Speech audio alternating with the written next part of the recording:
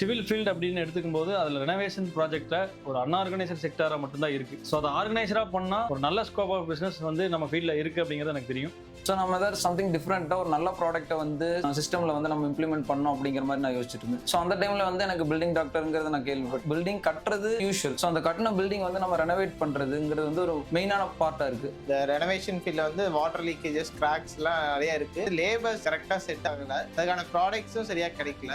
அதை நம்ம பார்த்துட்டு இருக்கப்போ நம்மளே ஏன் எடுத்து பண்ணக்கூடாதுன்னு நமக்கு இப்போ பில்டிங் டாக்டர் சிஸ்டமேட்டிக்லேருந்து ஃப்ரம் என்கொயரியிலிருந்து ப்ராஜெக்ட்ஸ் முடிச்சு கொடுக்குற வரைக்கும் எல்லா சப்போர்ட்டுமே கிடைக்குதுங்க. ஸோ அதெல்லாம் பார்த்து பில்டிங் டாக்டர் எடுக்கலாம் அப்படின்னு idea. Building doctor franchise approach பண்ணி அவங்க நாங்கள் அக்ரிமெண்ட் சைன் பண்ணதுல சார், லைக் ப்ராடக்ட் சைட் ஆகட்டும், டிசைனிங் சைட் ஆகட்டும், ஃப்ரான்சைஸ் அவுட்ல இம்ப்ளிமெண்ட் பண்ணுறதுல ஆகட்டும், ஹெட் ஆஃபீஸோட சப்போர்ட் ஃபுல்லாக இருக்குது. இவங்களோட ஃப்ரான்சைஸ் மாடலில் ஒரு யூனிக்னஸாக நான் பார்க்குறது வந்து இந்த ட்ரைனிங்கோட ஸ்கோப் தான் நான் பார்க்குறேன். நிறைய ப்ராஜெக்ட்ஸ் என்கொயரி ஓப்பனிங்கும் இப்போவே வந்துருச்சு. இந்த 2 பேர் ஓப்பனிங் ஒர்க் பார்த்தோம், 2 பேர் என்கொயரிஸ் அட்டன் பண்ணிட்டு இருக்கோம். ஸோ அந்த அளவுக்கு நான் என்கொயரிஸ் வர ஆரம்பிச்சிருச்சு. ஃப்ரான்ச்சைசி என்கொயரியிலேருந்தே ரொம்ப நல்லா சப்போர்ட் பண்ணாங்க சார். என்ன கேட்குறோமோ அதுக்கான கரெக்டான ஆன்சர் நமக்கு கிடைச்சது சார். ஓப்பனிங் ரொம்ப நல்லா கார்பரேட் ஸ்டைலில் ரொம்ப நல்லா பண்ணியிருக்காங்க. ஃபைனலாக பில்டிங் டாக்டர் ஃப்ரான்ச்சைஸை நாங்கள் எடுத்ததில் ரொம்ப ஹாப்பியாக இருக்கும்.